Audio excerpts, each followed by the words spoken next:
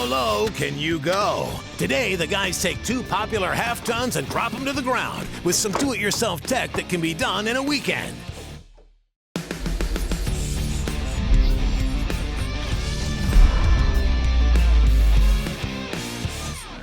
Today, we're talking suspension. Leafs versus links and the different modifications you can do to your daily driver to add a little bit of cool factor. Yeah, we're going to change the stance of both of these trucks by dropping them. Our Hemi Hauler, a 2013 Ram, and Project White Noise, a 2010 Silverado. Both capable tow rigs with decent power, but you got to admit, kind of boring to look at. Tell you what, we're going to slam one and put some drop to the other. Since we're setting up our Ram to be a hauler, we don't want to go too crazy with the drop, but we do want a more aggressive stance. So we're going to drop it 2 inches in the front and 4 in the rear, and also install a set of helper springs so we can level out the truck when we're pulling a trailer. Project White Noise is a sport truck, and we're going to get a little bit more aggressive with the drop. We're going down 4 inches in the front and 6 in the rear. We'll also add a heavy-duty sway bar that'll help the truck stick to the ground in the corners. Both Hemi Hauler and White Noise have solid rear axles, but the way they attach to the truck is very different. The Silverado has a simple but ancient suspension design in the rear. It uses long arched springs to do multiple jobs. First of all, it locates the axle both side to side and front to back. Secondly, it holds up the weight of the truck and provides the spring. Leaf springs are solidly mounted at the front, but in the back they are mounted on a swing shackle because as the spring compresses, it actually gets longer. The Ram comes from the factory with a 4-link. Now this is a non-triangulated setup, which means it has parallel bars that locate the axle under the truck and allow for travel. Now the problem with this type of setup is it can allow side-to-side movement, but that's where the panhard bar comes into play. It mounts at the frame and on the rear axle. Now this provides lateral location, which means the axle's centered at all times. Now this application is very popular in off-road vehicles, especially air suspension. To lower the Ram, we went to Summit Racing and picked up this 2.4 drop from McGaughy's. Up front, the Spindle has the hub location 2 inches higher than the factory Spindle that'll achieve the drop. Up back, we have 4-inch drop coils, and to correct the geometry, it comes with shorter sway bar end links, a panhard bar relocation bracket, shorter bump stops, and of course, all the hardware we need to complete the installation.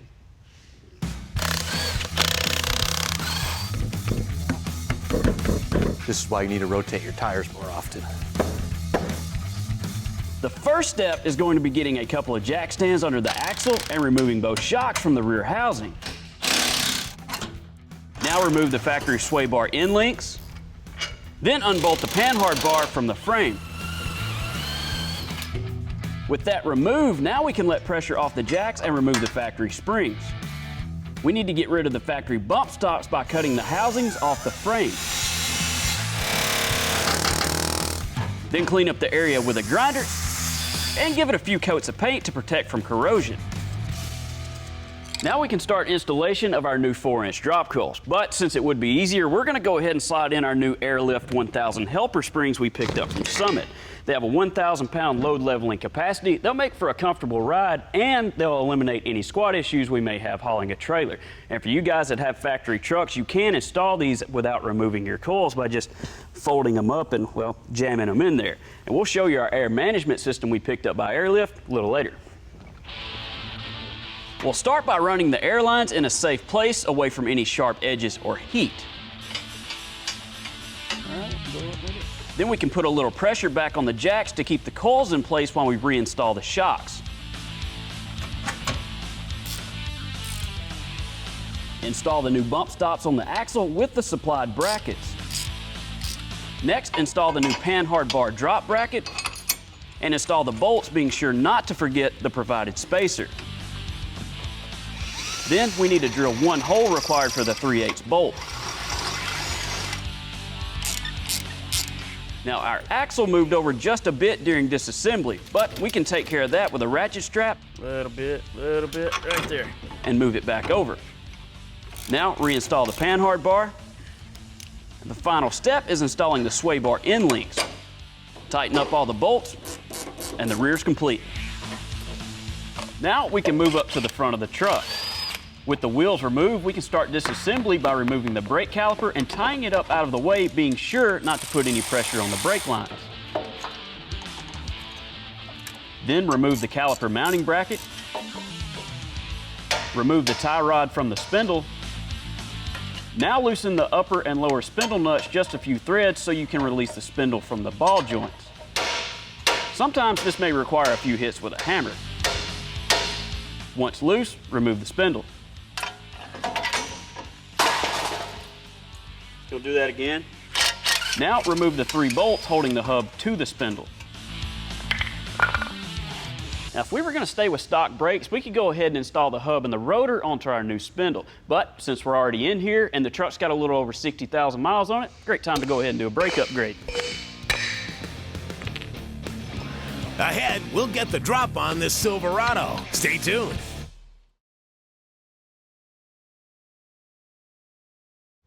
To bring Project Hemi Hauler to a stop, we went to EBC Brakes and picked up a set of their GD dimpled and slotted rotors. This cool geomet finish will help protect against corrosion and keep them looking good. The dimpled and slotted design also helps these rotors run up to 200 degrees cooler than the stock parts. Their extra duty brake pads were specifically formulated for truck, Jeep, and SUV owners. In fact, they have the highest friction rating of any pad on the market.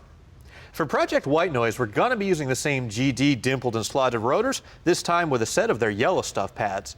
They're a great street performance pad that'll stop repeatedly without fading off. Also, unlike some other high performance brake pads, they'll stop just as good when they're cold as when they're warmed up. And the best part is, you'll get longer rotor life than you would with your stock parts.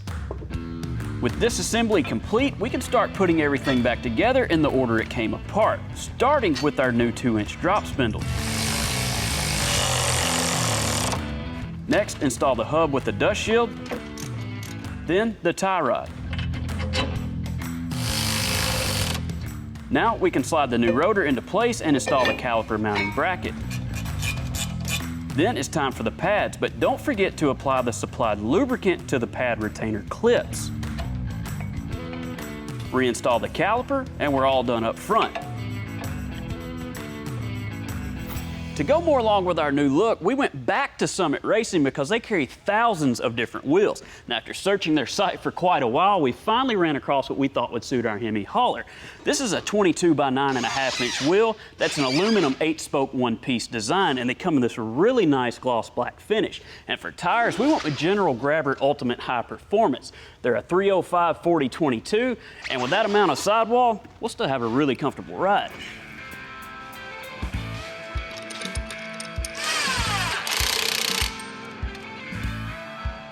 Well, ready to see what this is going to look like? Yeah, let's get it on the ground. All right.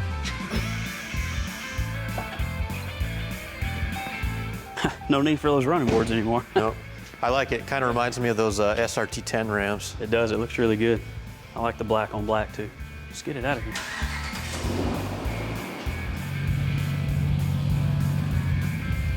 Good. Good over there? Yep. Well, let's get number 2 knocked out. Yep. I can't wait to see how this one looks. To start lowering Project White Noise, remove the rear tires and place a few stands under the axle to hold it up with the leaf springs gone. Take off the U-bolts, and next the trailer hitch has to go so we can remove the lower shackle bolts. It's all you. The front leaf spring bolts come out, and the passenger side leaf spring can be maneuvered out and set aside. Come up towards you. Got it? Yep. All right. We'll have to move the gas tank away from the frame on the driver's side to remove the front bolt. We need to cut the factory steel bump stop extensions off the frame so the axle has room to drop. Next to go in the trash are the rear shackle hangers. To put White Noise on the ground, we're using a Belltech kit. Now, to achieve our drop up front, we're combining a set of 2-inch drop spindles with these adjustable struts. Depending on how many rings you add, you can actually raise or lower the truck 2 inches either way. Out back, we're using a flip kit and a set of adjustable hangers. Now, this will allow us to drop the truck 3 or 4 inches in the front and 5 or 6 in the rear. But of course, we're going to drop it to the max. This kit comes with everything you need to install. You can pick it up at Summit Racing. The new Belltech shackle hanger bolts right in place with grade 8 hardware, and we have selected the holes on the bracket for the lowest ride height. These tabs underneath the OE spring perches need to go. All these steps are laid out in the instructions. We'll drill and tap each side for 3/8-inch bolts. Paint the bare metal, and thread the new shorter bump stops directly to the frame. We'll raise the axle a little higher up to make some room. We did have to fight with it a little bit, so we used some ratchet straps to hold the axle to the front where we needed it. These are a tool that you should always keep on hand in the shop or in your toolbox. All the way in? It's all the way in, yeah. Okay. The leaf springs are next. We will attach the front of the springs just like they came off, and the rear with the shackle inverted. The spring bolts won't get torqued just yet, only finger tight. With the springs underneath the axle, you can see why it's called a flip kit. The axle is moved to the top side of the spring. This is what lowers the truck. Now we will slide the spring saddle underneath the perches and lower the axle until the center pins line up. Then bolt it all together with the stock U-bolts. Belltech engineered these saddles to correct the pinion angle. These shorter shocks have to go in to fit with a 6-inch drop. We left the spring bolts loose, and with the full weight of the truck on them, they can be tightened to spec. Next, a simple strut and spindle upgrade that'll drop your truck 4 inches.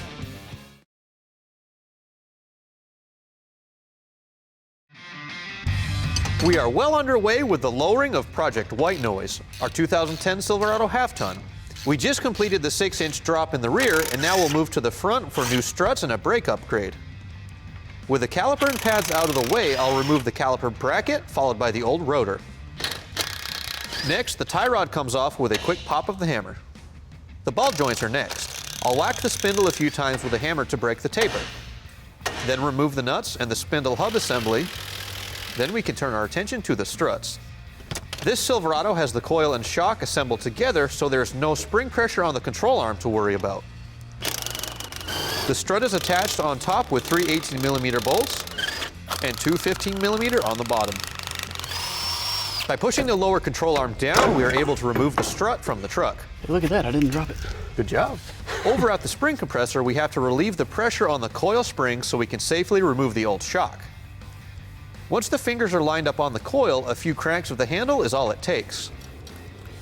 An impact gun spins the shaft of the shock with a nut, so some vice grips are needed to hold it stationary while we spin the nut off. Just don't use vice grips on the new strut, you might damage the shaft. Well, we've got our old strut out of the spring, and there's not much that has to transfer over, just this thin plastic isolator that goes on the bottom of the spring. And according to the instructions, to get our lowest possible ride height, we have to remove every single ring except this very bottom 10mm one. This will get us a 2-inch drop. So we're going to slide the new spring collar onto it, plastic isolator, followed by the vent and the bump stop. Now we can slide this back up into the factory spring. Tighten the new top nut, line everything up, and relieve the pressure on the spring. You don't need a $750 professional strut spring compressor to do this job. If you do a lot of these or you own a shop, yeah, it's a pretty good investment. But if you're just doing your truck or a buddy's here and there, you can run down to your local parts store and pick up one of these strut spring compressor kits and keep a lot of money in your wallet. The assembled drop strut goes back into the truck.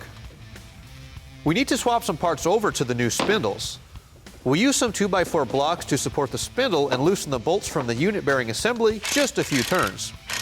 Because this truck has some rust, I need to whack the bolts with a punch to loosen the bearing from the old spindle. You can actually lift or lower your truck just by swapping out the spindles.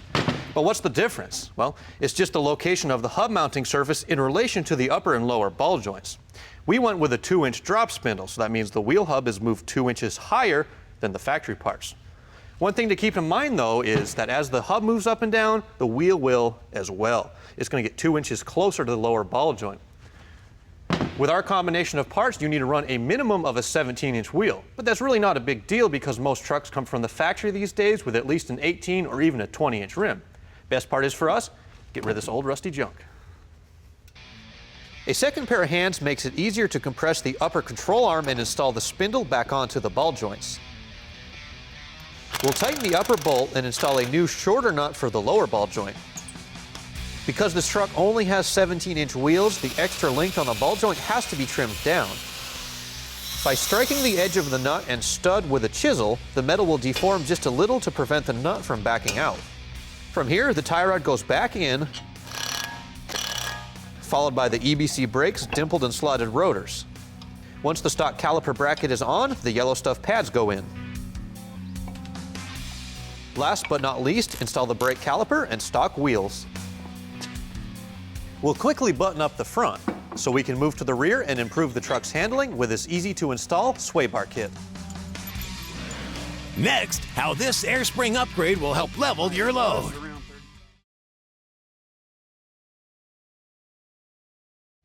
Earlier, we installed a set of air helper springs on the Ram. Now, those springs need a way to get air, so this is the air management system we're going to use by Airlift. It's their wireless air Gen 3 kit and comes with everything you need for installation. A 12-volt compressor to supply the air with 20 feet of DOT-approved air line. A pre-wired solenoid with all the fittings, a water trap to eliminate any moisture we may have, and a manifold. Now, the really cool thing about this manifold is we can actually control each spring individually. So not only can we eliminate squat, we can also level out side to side. And they're wireless digital controller. And the really nice thing about this is we don't have to run any wires inside the cab. So we can find a spot to mount this compressor. This kit takes less than an hour to install, and will come in really handy when we're carrying a heavy load in the bed or towing a trailer. I'll mount everything inside the frame rail on the driver's side. Now, I went ahead and temporarily mounted the bracket to the manifold so we could get a good reference of where we need to drill our holes. But it also looks like our air lines would run directly into our factory line. So we'll make a couple of half-inch spacers, bring it out a little bit, should be good to go.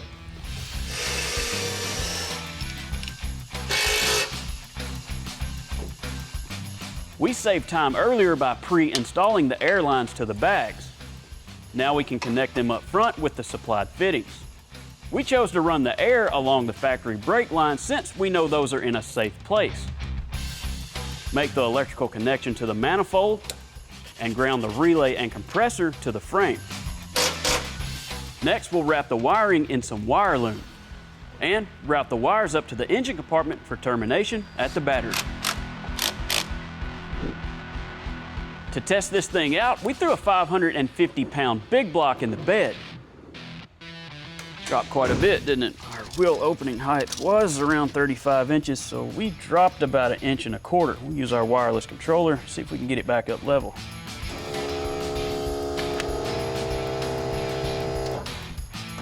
Perfect. Now, the neat thing about this controller, it's just powered by a few AAA batteries. Now, you can choose to mount this thing securely inside your truck or just throw it in your console.